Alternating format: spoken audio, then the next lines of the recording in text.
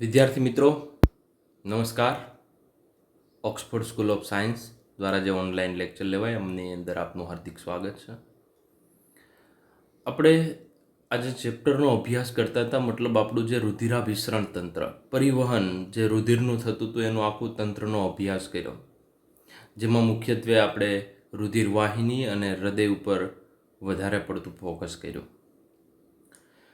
વિદ્યાર્થી મિત્રો, ત્યારબાદ આ ઘણા રોગો તમે આમાંથી જોયા હશે. આજે ઘણી બધી ડિટેલમાં માહિતી આપવાની છે, જે તમારી જાણકારી માટે ખૂબ જ અગત્યનું છે. નીટ માટે પણ મહત્ત્વનું કહી શકાય. તો બંને જીવનમાં પણ મહત્ત્વનું અને નીટ માટે પણ મહત્ત્વનું આ એવો ટોપિક છે. કદાચ ક્યાંય વાતચીત થતી હોય તો તમે યોગ્ય ઉત્તર એમનો આપી શકો, અથવા કેવી વાત છે એ પણ તમને વધારે ખબર પડે. તો પરિવહન તંત્રની અનિયમિતતા છે. તો કે ઉચ્ચ રુધિર દાબ ઉચ્ચ રુધિર દાબ છે, એને આપણે હાઇપરટેન્શન તરીકે ઓળખીએ છીએ. તો હાઇપર એટલે વધારે, ટેન્શન એટલે આપણે જે માનસિક રીતે ટેન્શન હોય છે એ નથી અહીંયા, પરંતુ રુધિરનો દાબ છે. સામાન્ય રીતે જે સિસ્ટોલિક દબાણ છે, બરોબર છે, એને આપણે mmHgમાં માપીએ છીએ. તો આજે સિસ્ટોલિક દબાણ એટલે આપણે શોર્ટમાં યાદ રાખવાની વાત કરીએ તો S/D, મતલબ ઉપર સિસ્ટોલિક નીચે ડાયસ્ટોલિક. જે સિસ્ટોલિક છે એ 120/80 જેવું હોય છે. આ નોર્મલ વસ્તુ છે. સિસ્ટોલિક દબાણ વધારે, ડાયસ્ટોલિક દબાણ છે ઓછું હોય છે. કેમ કે ડાયસ્ટોલ ત્યારે શિથિલન પામે, સિસ્ટોલ છે એ ત્યારે સંકોચન પામે છે ત્યારે વધારે દબાણ હોય છે. તો સામાન્ય રીતે જ્યારે પમ્પિંગ થાય છે, આપણા હૃદયની અંદર જે પમ્પિંગ થાય, તો એમના જે દબાણની વાત કરું તો 120 જેવું હશે. તો આ 120 અને 80, ડૉક્ટર તમને ખબર છે સ્ફિગ્મોમેનોમીટર, અહીંયા ખાસ કરીને સ્ફિગ્મોમેનોમીટરની હમણાં વાત કરીશ એટલે તમને ખ્યાલ આવશે આકૃતિ સાથે. તો આ સ્ફિગ્મોમેનોમીટર છે, એમના દ્વારા દબાણ માપે છે. 120/80 મતલબ સિસ્ટોલિક દબાણ કેટલું હોવું જોઈએ? તો કે 120. ડાયસ્ટોલિક કેટલું દબાણ હોવું જોઈએ? 80. પરંતુ 120 થી લઈ એમનું 140 થઈ જાય, 120 છે, અને 80 છે એ અંદાજિત 90 થઈ જાય. તો આજે 120, તો આજે સામાન્ય વસ્તુ 120/80 છે, મતલબ બરાબર એ કેવી વસ્તુ છે? તો કે સામાન્ય છે. 140/90 થઈ જાય તો એ હાઇપરટેન્શન, ઘણીવાર 150/90 થાય, આવું પણ થાય. તો આ એક હાઇપરટેન્શન દર્શાવે છે. ઉચ્ચ રુધિર દાબ મતલબ શરીરની અંદર જે રુધિરનો દબાણ છે એ વધારે છે. તો અહીંયા આપણે વાત કરીએ કે ઉચ્ચ રુધિર દાબ હાઇપરટેન્શન એ સામાન્ય કેટલું છે? 120/80. એમના કરતાં જો વધારે હોય તો એને હાઇપરટેન્શન અથવા તો ઉચ્ચ રુધિર દાબ તરીકે ઓળખવામાં આવે છે. આમાં 120 મેં તમને વાત કરી એ પારાના દબાણનું એટલે કે mmHg, મિલીમીટર ઓફ મર્ક્યુરી, માપ સિસ્ટોલિક અથવા પમ્પિંગ દબાણ છે. જ્યારે 80 mm છે ડાયસ્ટોલિક, એટલે મેં તમને હાવ શોર્ટમાં વાત કરી હતી 120/80 S/D. તો આ સિસ્ટોલિક છે, આ ડાયસ્ટોલિક છે. તો એટલું પણ આવી રીતના પણ તમે યાદ રાખી શકો.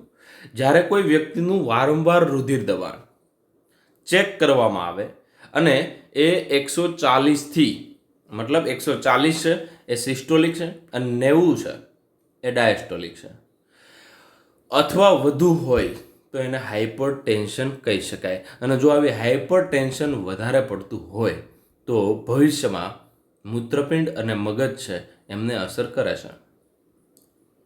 તો આ જે બ્લડ પ્રેશર છે અને આપણે બીપી વધારે કહીએ છીએ, એ બીપી કેટલું હોવું જોઈએ? તો કે 120/80. વધીને કેટલું થઈ જાય છે? તો કે 140/90. તો વધારે બીપી કહીએ છીએ. અને વધારે બીપી હોય એટલે ઘણા બધા પ્રોબ્લેમ થાય.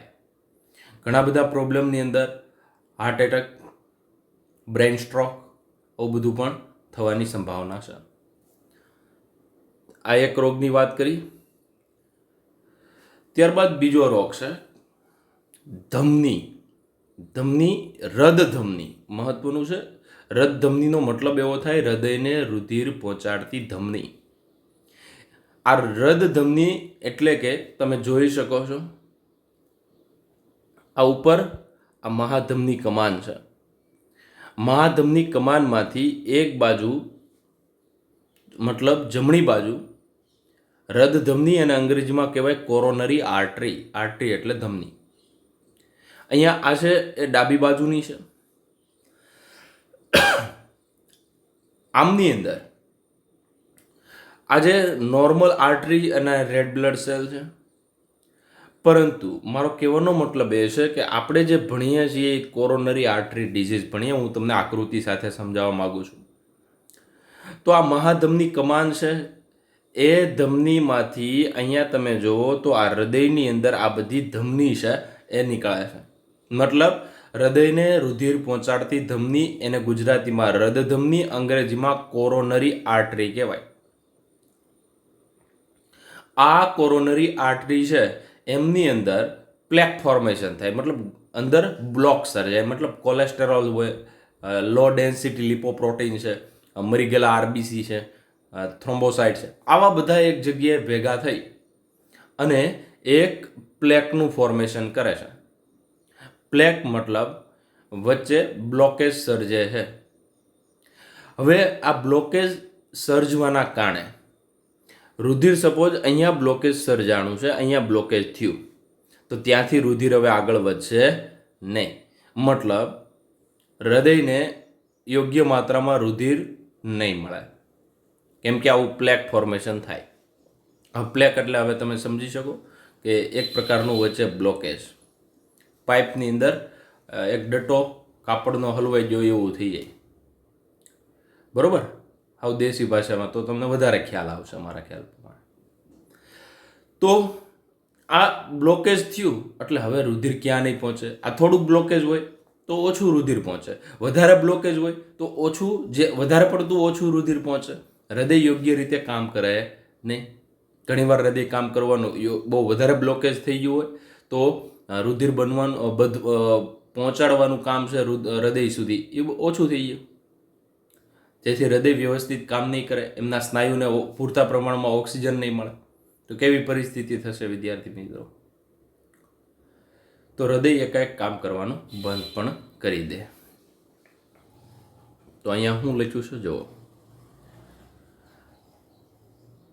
આ એથેરોસ્કેલેરોસિસ તરીકે પણ ઓળખાય. આનું બીજું નામ છે એથેરોસ્કેલેરોસિસ. એથેરોસ્કેલેરોસિસ એટલે ઉચ્ચ રુધિર દાબ હોય ત્યારે જે અહીંયા મેં તમને દેખાડેલી છે આ સામાન્ય રીતે ધમની છે. તો ધમનીની અંદર જે વધારે રુધિર દાબ હશે તો અધિચ્છદના કોષો છે એ ઘસાય છે. એ કોષો નીકળે એટલે એની જગ્યાએ ખાસ કરીને જે કોલેસ્ટેરોલ છે, પ્લેક છે, મતલબ જે આપણે વાત કરીએ કેલ્શિયમ છે, ચરબી છે, પીળા કલરનું સ્ફટિકમય હોય એવું કોલેસ્ટેરોલ હોય, તંતુમય પેશી છે, આ બધું ધમનીની અંદર પ્લેક સર્જે છે અને એના પોલાણમાં ઘટે છે, જેના કારણે હૃદ સ્નાયુઓ સુધી રુધિરનો પુરવઠો પહોંચતો નથી. એને કોરોનરી આર્ટરી ડિઝીઝ કહેવાય. નામ પ્રમાણે જો કોરોનરી આર્ટરી એટલે હૃદયને પહોંચાડતી ધમની બ્લોક થઈ જાય, રુધિર ન પહોંચે. રુધિર ન પહોંચે તો ભેગો ઓક્સિજન ન પહોંચે. તો હૃદય છે એ ક્યારેક જો આવું વધારે પડતું આ સમય કાંઈ 1-2 દિવસની અંદર આવું ફોર્મેશન નથી થતું, આવું બનવા માટે લાંબો સમય લાગતો હોય છે અને વધારે ઉચ્ચ રુધિર દાબ હોય તો એના કારણે આ શક્યતા રહે છે. તો CAD તરીકે પણ ઓળખાય છે. તો આને CAD કયો, કોરોનરી આર્ટરી ડિઝીઝ કયો કે હૃદ ધમની રોગ કયો, આ બધું એક જ છે. અથવા તો આને એથેરોસ્કેલેરોસિસ તરીકે પણ ઓળખવામાં આવે છે. રેડી? હાલો, ત્યારબાદ અહીંયા આમની અંદર 2 પ્રકારની ગાંઠ પેદા થાય, એમ્બોસ અને થ્રોમ્બસ. આ પહેલી ગાંઠ કઈ છે? એમ્બોસ. બીજી ગાંઠ કઈ છે? થ્રોમ્બસ. જો રુધિર ગંઠાવા, જો અંદર ને અંદર ધમનીમાં રુધિર ગંઠાઈ ગયું હોય અને ગાંઠ બને, અને ગાંઠ છે એ ટ્રાવેલ કરે. ટ્રાવેલ મતલબ એક જગ્યાએથી બીજી જગ્યાએ, તો એવી ગાંઠને એમ્બોલસ કહેવાય. એમ્બોલસ એટલે રુધિર ગંઠાવાના કારણે ગાંઠ બને. ગાંઠ રુધિર વાહિનીમાં ચાલતી હોય, ગમે ત્યાં બ્લોકેજ સર્જી શકે, તો એને એમ્બોલસ કહેવાય. અને જો એ પ્લેક, ફેટી એસિડ કે કોલેસ્ટ્રોલનું બનેલું હોય તો એ એકની એક જગ્યાએ રહે છે, બીજી જગ્યાએ ટ્રાવેલ કરી શકતું નથી, મતલબ વહન કરી શકતું નથી, ત્યાં ને ત્યાં જ રહે છે, તો એને થ્રોમ્બસ તરીકે, એટલે આ જે વચ્ચે બ્લોકેજ થયું હતું એ બ્લોકેજ પણ બે પ્રકારનું હોય છે, એક તો એમ્બોલસ અને બીજું થ્રોમ્બસ. તો રુધિર ગંઠાય છે અને એમનું બ્લોકેજ થાય તો એને એમ્બોલસ, ચરબીના લીધે થાય છે એ પ્લેક મતલબ થ્રોમ્બસ. થ્રોમ્બસ છે એ બીજી જગ્યાએ વહન નથી પામતું, ત્યાં ને ત્યાં રહે છે, બરાબર છે. તો આ બ્રેઇન વેસલ છે, એમની અંદર ખાસ આવું થઈ શકે. ત્યારબાદ કોરોનરી આર્ટરી છે, એમની અંદર પણ આવું પ્લેક ફોર્મેશન થઈ શકે. તો આપણે આ કોરોનરી આર્ટરીની અંદર એથેરોસ્કેલેરોસિસની અંદર બે પ્રકારની ગાંઠ પેદા થાય, એક તો એમ્બોલસ અને બીજી થ્રોમ્બસ, આ ભૂલતા નહીં. ત્યારબાદ એન્જાઇના, અહીંયા તમે આકૃતિ જોઈ શકો છો. એન્જાઇનાનો મતલબ થાય, બીજું એના શબ્દો કહી શકો, એન્જાઇના પેક્ટોરિસ. આ રોગનું બીજું નામ મોટે ભાગે પૂછે છે, તો એન્જાઇના અથવા તો એન્જાઇના પેક્ટોરિસ. હવે હૃદ સ્નાયુમાં પૂરતો ઓક્સિજન ન મળે તો કોના કારણે ન મળી શકે? તો કોરોનરી આર્ટરી મોટે ભાગની 80% બ્લોક થઈ ગઈ માની લો. ઉપર તમને જે રોગ સમજાયો એ 80% બ્લોકેજ થઈ ગયું. તો 80% બ્લોકેજ થઈ ગયું એટલા માટે હૃદય છે એમની અંદર પૂરતો ઓક્સિજન ન પહોંચે. જો જ્યારે પૂરતો ઓક્સિજન ન પહોંચે ત્યારે છાતીમાં તીવ્ર દુખાવો થાય છે. એ કોના કારણે પણ થઈ શકે? મેં તમને વાત કરી તો કે કોરોનરી આર્ટરી છે એમની અંદર બ્લોકેજના કારણે પણ થઈ શકે. એકદમ છાતીમાં વધારે પડતો દુખાવો થાય છે, ટાયર્ડનેસ, ઉદાસીનતા આવું પણ અનુભવાય છે, કેમ કે ઓક્સિજન પહોંચતો નથી. બંનેને થઈ શકે, પુરુષ અને સ્ત્રી બંનેને થઈ શકે, કોઈ પણ ઉંમરે થઈ શકે. પરંતુ મધ્ય ઉંમર અને મોટી ઉંમર, આમ તો 40થી લઈ અને એમના કરતાં વધારે ઉંમર હોય તો એમની અંદર આ મોટે ભાગે આવું થાય છે. અને રુધિર પ્રવાહને અસર કરતી પરિસ્થિતિ મતલબ બ્લોકેજ છે. તો આવું જો કદાચ થાય તો ડૉક્ટરનો તરત જ સંપર્ક કરો, કેમ કે એવું નથી આ સૌથી મોટી ઉંમરે આવું થતું હોય છે, નાની ઉંમરે પણ આવું થઈ શકે છે.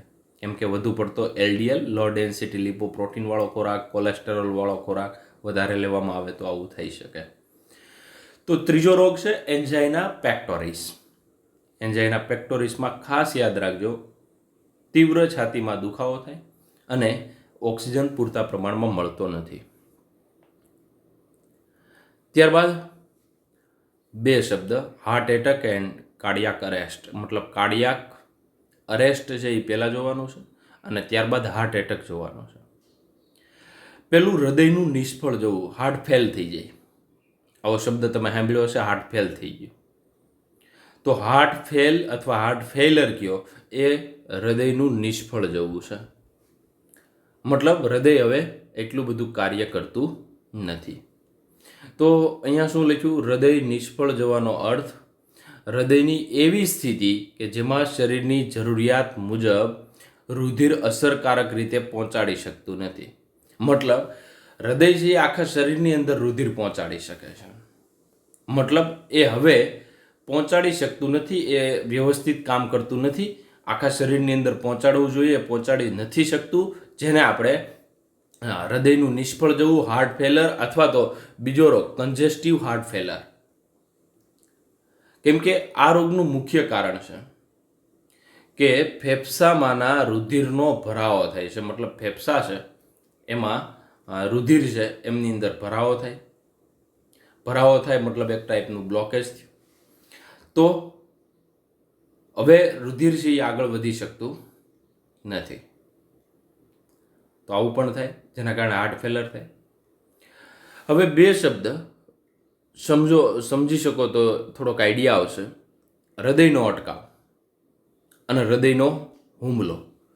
જો હુમલાનો મતલબ સમજીએ તો હૃદ સ્નાયુ છે એકાએક કામ કરવાનું બંધ કરી દે તો એને હૃદયનો હુમલો કહેવાય. કેમ કે ઓક્સિજન ન મળે તો કામ કરવાનું બંધ પણ કરી શકે. તો જ્યારે હૃદયના સ્નાયુ એકાએક રુધિરના અપૂરતા પુરવઠાના કારણે નુકસાન પામે, કામ ન કરે, તો એને હાર્ટ એટેક કહેવાય. પરંતુ કોઈ પણ સંજોગોવશાત ઓક્સિજન ન મળતો હોય, સ્નાયુ કામ કરતા બંધ થાય છે, બરોબર છે, તો એને આપણે શું કીધું? હાર્ટ એટેક કીધું. પરંતુ આજે કાર્ડિયાક અરેસ્ટનો મતલબ થાય છે હૃદય ધબકવાનું બંધ કરે છે. મતલબ એ એસે નોડની અંદર ખામી હોય તો પણ આવું થઈ શકે છે. પેસમેકર મેં તમને વાત કરી હતી, એમાં ખામી હોય તો પણ આવું થઈ શકે. સ્નાયુ સારા હોય પણ ધબકવાનું બંધ કરે, એવું પણ થઈ શકે. તો બે શબ્દ ખાસ સમજો. કાર્ડિયાક અરેસ્ટ એટલે અટકી જવું. હૃદય કામ કરવાનું અથવા ધબકવાનું બંધ કરી દે, અટકી જાય તો એને કાર્ડિયાક અરેસ્ટ કહેવાય. અને સ્નાયુ છે એમના એ એકાએક ઓક્સિજન કોરોનરી આર્ટરી ડિઝીઝના કારણે પણ હાર્ટ એટેક થઈ શકે. મોટેભાગે એમના કારણે થતો હોય છે. તો આપણે જે હુમલો કહેતા હોઈએ, પહેલો આવ્યો, બીજો આવ્યો, ત્રીજો આવ્યો, ઉપર વહી ગયા, મતલબ આ જે સિક્વન્સ છે એમની અંદર હુમલાની અંદર જે બ્લોકેજ છે એમના ઉપર ડિપેન્ડ હોય છે કે પહેલી વાર હુમલો આવ્યો તો કેટલું બ્લોકેજ. જેમ બ્લોકેજ વધતું જશે એમ હૃદયને પ્રોબ્લેમ થતો જશે, કેમ કે ઓક્સિજન પૂરતી માત્રામાં નહીં મળે, તો જેમના કારણે સ્નાયુ વ્યવસ્થિત કાર્ય ન કરી શકે. તો આ બધી સામાન્ય બાબત છે. તો કન્જેસ્ટિવ હાર્ટ ફેલર મતલબ ફેફસાની અંદર રુધિરનો ભરાવો થાય છે એની વાત કરી. અને એમના સિવાય આપણે હાર્ટ એટેક અને કાર્ડિયાક અરેસ્ટ છે એમની વાત કરી. જ્યારે પણ વિદ્યાર્થી મિત્રો હાર્ટ છે એ ફેલ થાય છે ત્યારે સામાન્ય રીતે નોર્મલ હાર્ટનો શેપ તમે જોઈ શકો અને હાર્ટ ફેલર છે એમનો શેપ જોઈ શકો. તો આ વિસ્તાર છે, આ વિસ્તાર બરોબર છે. તો આ વિસ્તારને તમે જોવો વ્યવસ્થિત, એટલા વિસ્તારને, તો એમનું કદ જોવો, મોટું થઈ ગયું. ટૂંકમાં જે ક્ષેપક છે એમનું કદ બદલાઈ જાય છે અને હૃદયનો આકાર જે નોર્મલી બંધ મુઠ્ઠી જેવો હોય છે એમના કરતાં થોડું મોટું થઈ જાય છે, ફૂલી જાય છે, બરોબર છે. તો એમના સિવાય તમે જોઈ શકો તો હૃદયની અંદર આ જે વાલ્વ છે એ તો એમની જગ્યાએ હશે, પરંતુ આ જે ક્ષેપક છે એ હાર્ટ ફેલર થાય ત્યારે એમનું કદ વધી જતું હોય છે. ત્યારબાદ આગળ વાત કરીએ રુધિર પરિવહન સંબંધિત રોગો, મતલબ એથેરોસ્કેલેરોસિસ. તો હમણાં ઉપર જ મેં તમને વાત કરી કે રુધિર છે એમના પરિવહન સાથે જોડાયેલો રોગ એટલે કોણ? એથેરોસ્કેલેરોસિસ. તો એથેરોસ્કેલેરોસિસની અંદર ધમનીની અનિયમિત જાડાઈ થાય છે, પોલાણમાં પીળા પ્લેકનું. હવે પીળો પ્લેક શું કરવા થાય છે? તો કે કોલેસ્ટેરોલનો કલર પીળા કલરનો છે.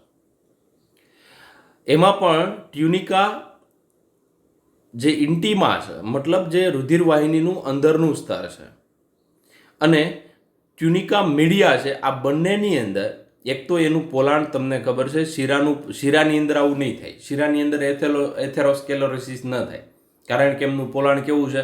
મોટું છે, રુધિર પસાર થઈ શકે. પોલાણ છે કોનું નાનું? તો કે ધમનીનું.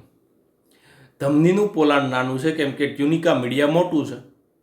એમની અંદર કોલેસ્ટેરોલનો ભરાવો થાય છે એટલે બ્લોકેજ વધારે સર્જાય છે. તો પાઇપ નાની અને પ્લસ પાછું પ્લેકનું ફોર્મેશન થાય. તો આજે એથ્રોમર કોલેસ્ટેરોલ છે, બરોબર, એથ્રોમસ કોલેસ્ટેરોલ.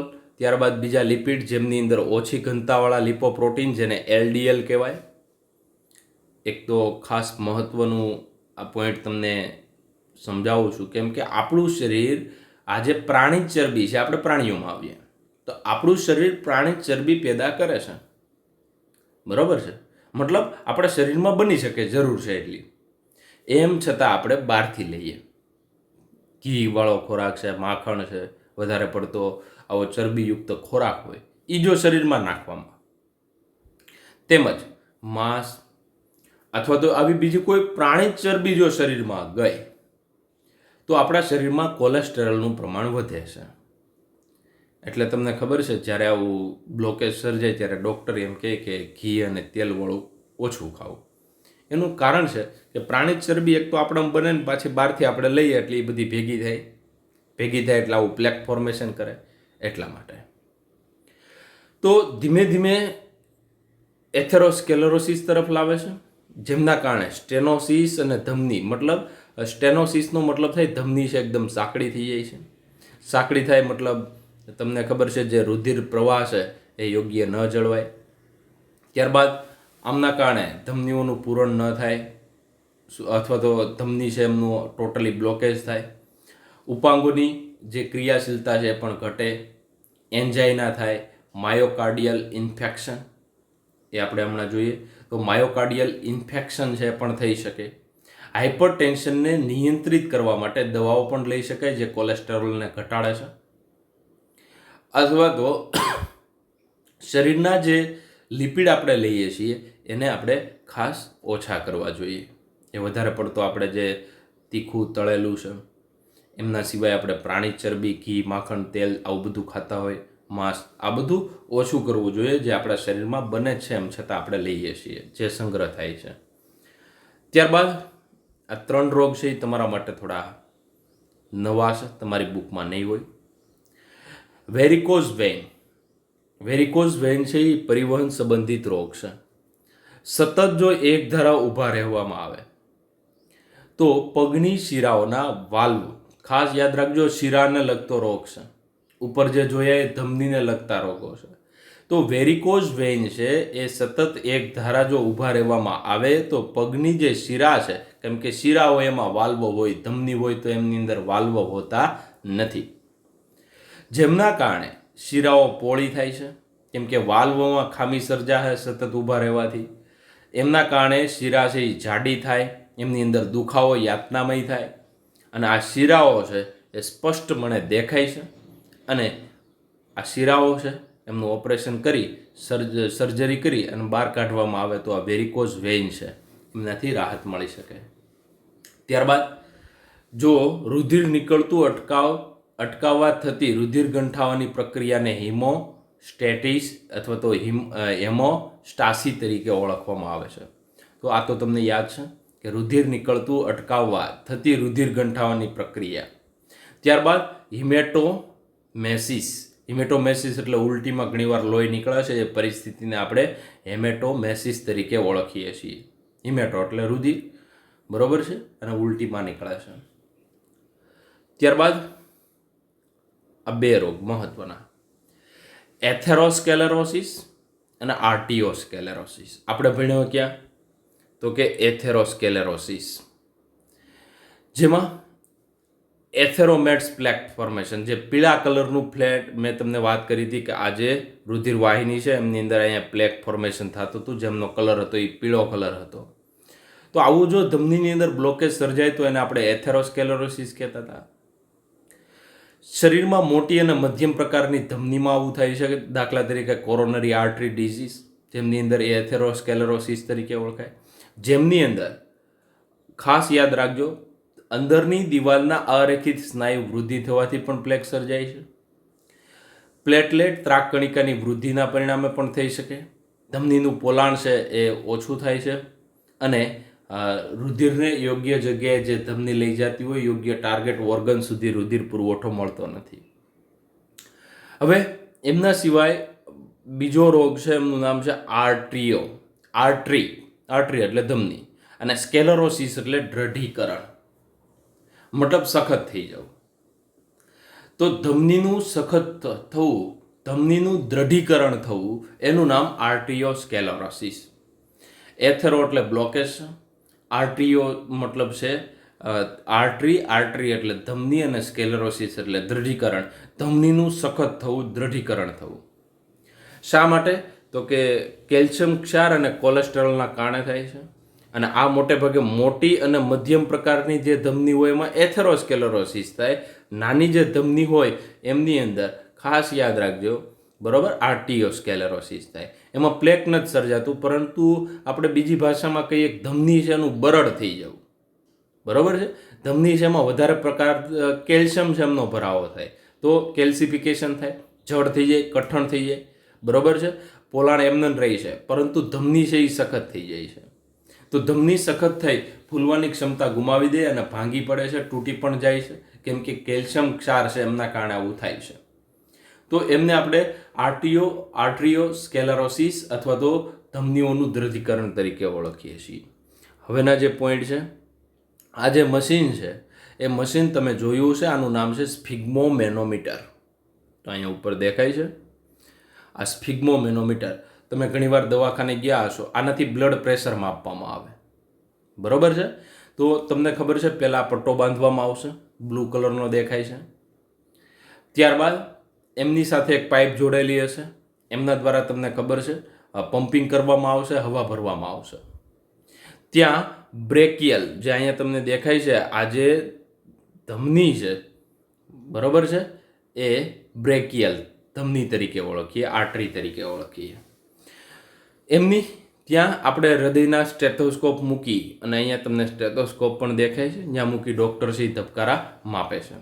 પહેલાં ખાસ યાદ રાખજો, અહીંયા સુધી હવા ભરી દેવામાં આવે છે, હવા ભરાઈ જાય છે. ત્યારબાદ અથવા તો અહીંયા સુધી આપણે હવા ભરી દઈએ અને ધીમે ધીમે એમાંથી ડૉક્ટર છે તમને ખબર છે એર વાલ્વ આપેલો હોય, નીચે જે હોય છે એમની અંદરથી ધીમે ધીમે હવા મુક્ત કરે. હવે હવા ધીમે ધીમે મુક્ત થાય ત્યારે અહીંથી આમ નીચે આ જે પારો છે, અહીંયા આમની અંદર પારો ભરેલો હશે, મર્ક્યુરી હશે, બરોબર છે, અને એમના કારણે mmHgની અંદર પ્રેશર હશે. અને ખાસ યાદ રાખજો, જ્યારે ઉપરથી નીચે આવે છે ત્યારે અવાજ આવે છે, બરોબર છે. તો અહીંયા sound heard artery opening and closing. તો આ જે આર્ટરી છે એમનું ખુલવું અને બંધ થવું છે, ધમની છે એમનું ખુલવું અને બંધ થવું છે, એમના કારણે એ અવાજ માપે છે. અને સામાન્ય રીતે આ જે ખાસ કરીને ઉપરનો જે અવાજ આવે છે એ સિસ્ટોલ છે, મતલબ આપણે જે 120 સિસ્ટોલિક પ્રેશર કહેતા હતા, અને નીચે ડાયસ્ટોલ આવે. જો આ કદાચ વધારે 120થી અહીંયા જો અવાજ આવતો હોય તો એનો મતલબ કહી શકીએ હાઇપરટેન્શન છે. તો આજે અવાજ સાંભળવા માટે સ્ટેથોસ્કોપ છે એ પણ અતિ મહત્ત્વનું છે. તો આવી રીતના જ્યારે પણ તમે મેડિકલ લાઇનમાં જશો ત્યારે આ બધું તમને પ્રેક્ટિકલની રીતે તમને આવડશે. અત્યારે તમે આ જોઈ શકો છો. તો આજે મેં તમને વાત કરી સ્ફિગ્મોમેનોમીટર, અને સ્ફિગ્મોમેનોમીટરની મદદથી તમે વિદ્યાર્થી મિત્રો બ્લડ પ્રેશર છે એને માપી શકો, અને આ લાઈફ ટાઈમ માટે પણ તમે યાદ રાખી શકો, મહત્ત્વનું છે. ત્યારબાદ લસિકા તંત્ર. હવે આ લસિકા તંત્ર એટલે શું? તો પહેલાં આપણે પેશીય જળમાંથી લસિકા કેવી રીતે બને એનો અભ્યાસ કરી ગયા, બરોબર છે. હવે કહેવાનો મતલબ એ છે કે લસિકા તંત્ર એટલે આપણા શરીરની કોઈ પણ પેશી હોય, આ ધમની છે અને અહીંયા શિરા છે, મતલબ ધમનીનું રૂપાંતર ધમનિકા, નાની નાની છે એ ધમનિકા તમને દેખાય છે, મતલબ આ પોઈન્ટની વાત કરું છું. તો અહીંયા ધમનીમાંથી અહીંયા નાની નાની આવી એ કોણ? તો કે ધમનિકા. તો આ ધમનિકા છે, ધમનિકામાંથી રુધિર છે એ બહાર આવે છે, બરોબર, પેશીમાં જાય છે.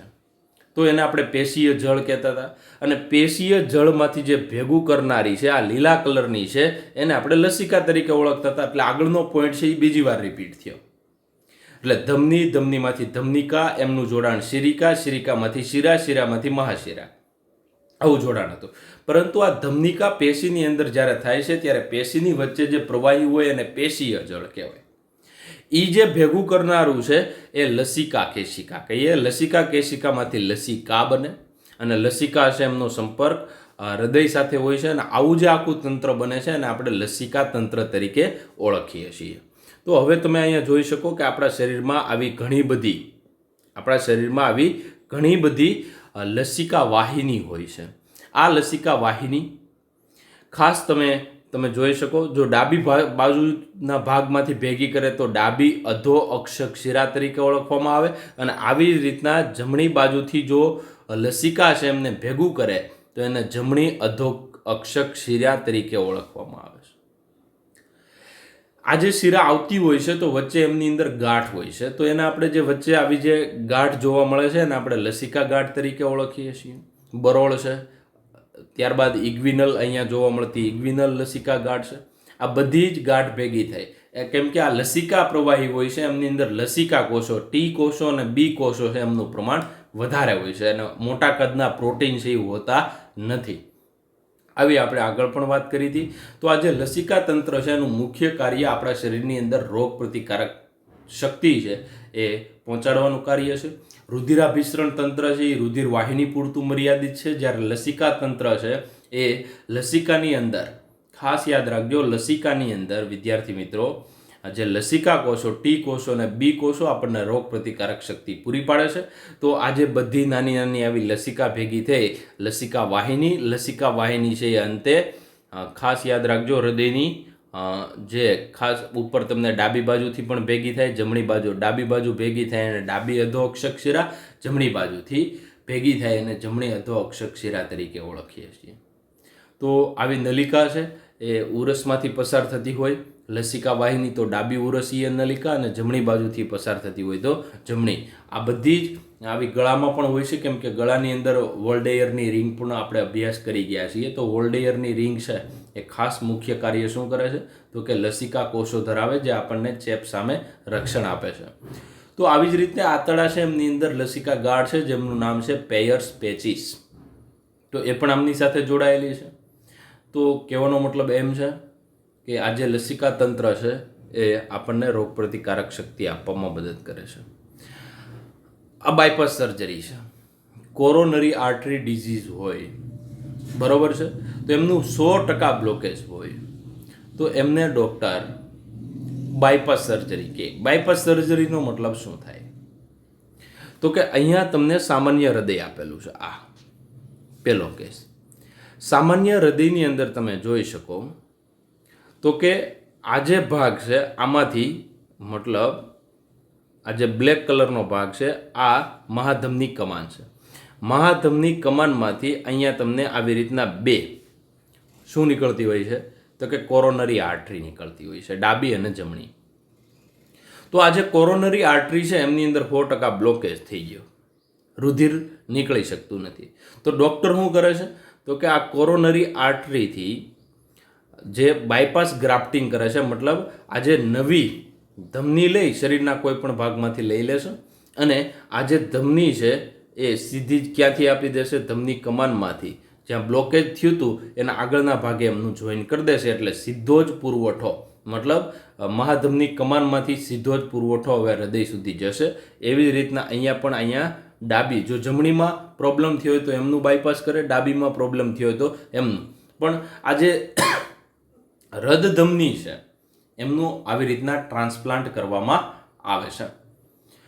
તો આજે અથવા તો ગ્રાફ્ટિંગ કહી શકાય, ટ્રાન્સપ્લાન્ટ તો ન કહી શકાય, પરંતુ ગ્રાફ્ટિંગ કહી શકાય. એક જગ્યાએથી બીજી જગ્યાએ અથવા બીજી કોઈ પાઇપ છે ત્યાં રાખવામાં આવે એટલે યોગ્ય જે બ્લોકેજ હતું એમને દૂર કરી શકાય. તો આવી રીતના જો જે કોરોનરી આર્ટરી બ્લોકેજ છે એમની જગ્યાએ બીજી કોરોનરી આર્ટરી બાજુમાં જ મૂકવામાં આવે તો અહીંયા એક તો હશે જ, અહીંયાથી એક તો આવતી જ હશે પણ એ કામ કરતી નથી એટલે અહીંયા સાઈડમાં બીજી મૂકી, એટલા માટે એને બાયપાસ કીધું, બરોબર છે. તો આવી રીતના જમણીની કોરોનરી આર્ટરી છે એમનું પણ બાયપાસ સર્જરી થઈ શકે અને ડાબી હોય કોરોનરી આર્ટરી રદધમની હોય એમનું પણ બાયપાસ સર્જરી થઈ શકે. ત્યારબાદ આ પોઈન્ટ તો સ્ટેન્ટ મૂક્યું. ઘણીવાર તમે કીધું છે સ્પ્રિંગ બેસાડી, આવો શબ્દ સાંભળ્યો છે. તો હૃદયની અંદર સ્પ્રિંગ બેસાડવી એટલે શું તો કે જે જગ્યાએ બ્લોકેજ છે, માની લો કે આ કોરોનરી આર્ટરી છે, દેખાય છે તો કે હૃદય છે, હૃદયની અંદર કોરોનરી આર્ટરી છે, મતલબ રદધમની છે. એમની અંદર એથેરોસ્કેલેરોસિસ થયો, કોલેસ્ટ્રોલનો ભરાવો થયો એટલે બ્લોકેજ થયું, એટલે આ કેવી થઈ ગઈ, સાંકડી થઈ ગઈ. જે જગ્યાએ બ્લોકેજ છે ત્યાં હવે ત્યાં આવી સિમ્પલ રીતે આવી એક શરૂઆતમાં એકદમ પાતળી ભૂંગળી જેવું હોય છે, બરોબર છે.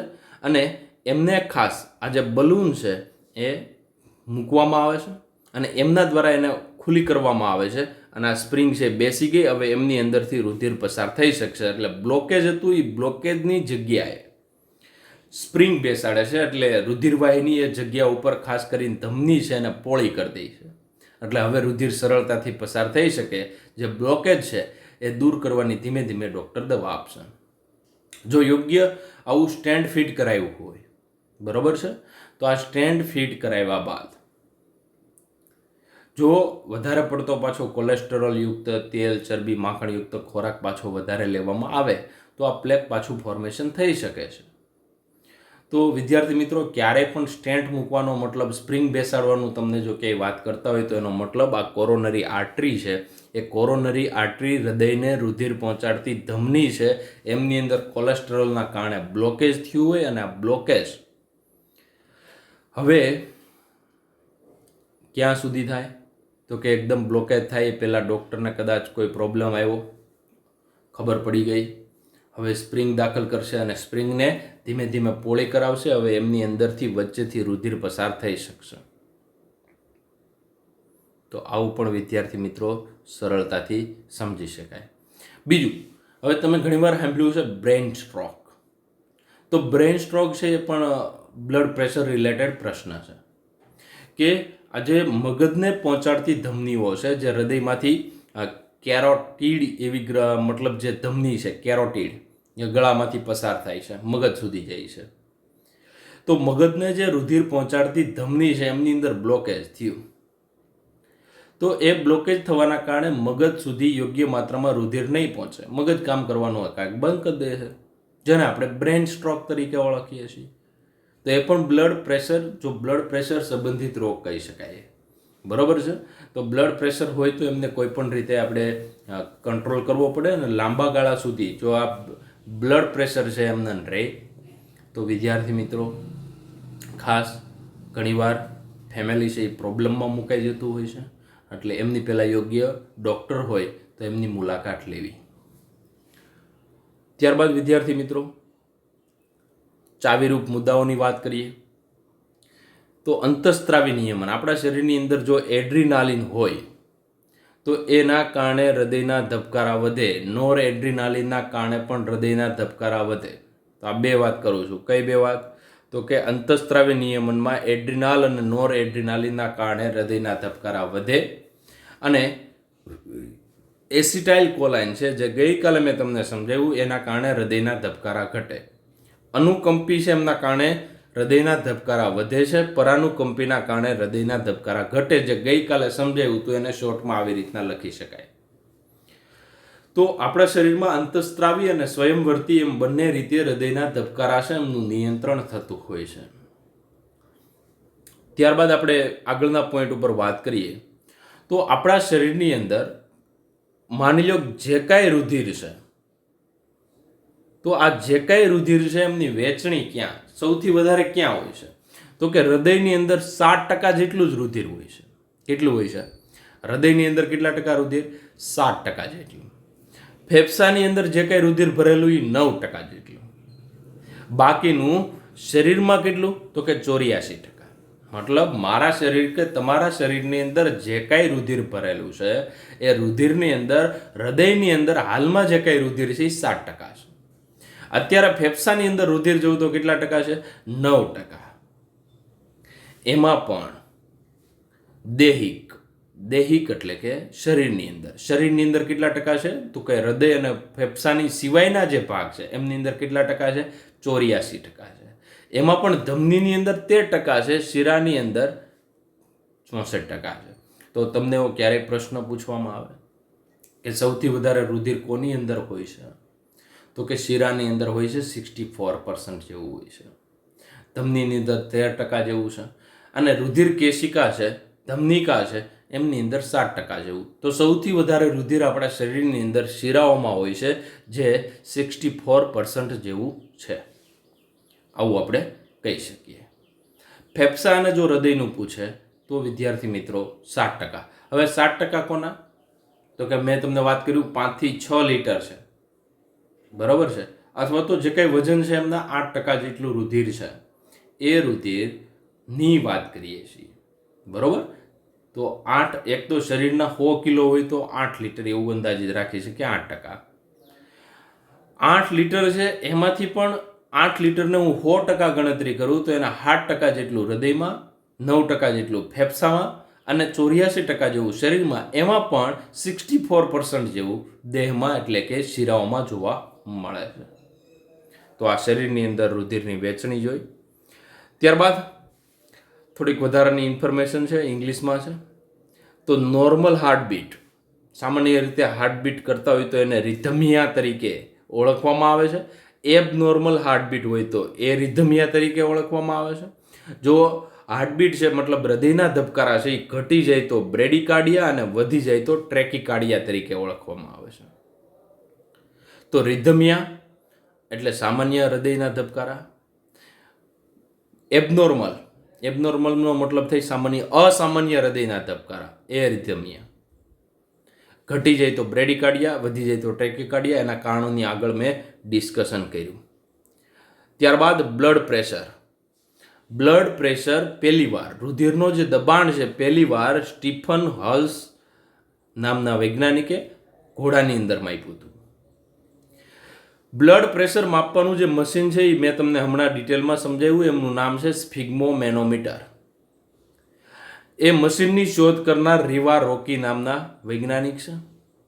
અને એ ક્યાં માપવામાં આવે છે તો કે બ્રેકિયલ આર્ટરી એટલે હમણાં મેં તમને આકૃતિમાં સમજાવી, જે હાથ છે, સપોઝ હાથ છે તો હાથની અંદર અહીંયા જે મેજર કરે તો અહીંયાની જે આર્ટરી ધમની છે એને બ્રેકિયલ આર્ટરી, હાથની ધમની, એમની અંદર માપવામાં આવે છે.